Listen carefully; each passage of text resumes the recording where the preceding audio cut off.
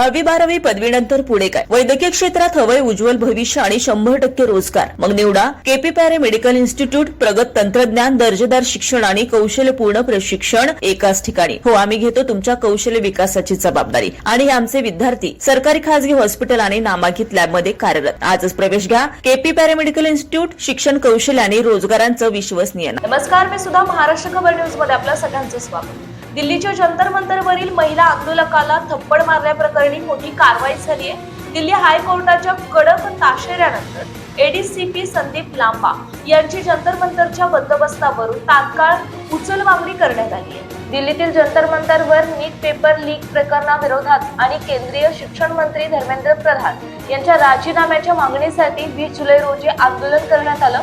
यावेळी दिल्ली पोलिसांचे अतिरिक्त उपायुक्त संदीप लांबा यांनी शांत उभ्या असलेल्या एका महिला आंदोलकाला थप्पड मारल्याचा व्हिडिओ व्हायरल झाला आणि देशभरातून संताप व्यक्त करण्यात आला.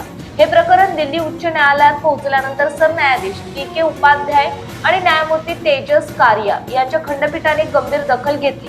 याचिकाकर्त्यांचे वकील गोपाळ शंकर नारायण यांनी न्यायालयात पोलिसांच्या कारवाईवर तीव्र आक्षेप घेतला आणि संबंधित अधिकाऱ्याला जबाबदार धरण्याची मागणी केली. दरम्यान तृणमूल काँग्रेसचे माजी खासदार साकेत गोखले यांनी संदीप लांबा यांच्या विरोधात अधिकृत तक्रार दाखल केली. त्यानंतर उच्च न्यायालयाने दिल्ली पोलीस, केंद्र सरकार आणि राष्ट्रीय मानवाधिकार आयोगाला नोटीस बजावत 4 आठवड्यात उत्तर मागितलं. तसेच घटनेचे सर्व सीसीटीव्ही आणि व्हिडिओ पुरावे सुरक्षित ठेवण्याचे आदेश दिले. आता या प्रकरणात संबंधित अधिकाऱ्यावर पुढे काय कारवाई होते याकडे संपूर्ण देशाचं लक्ष लागलंय.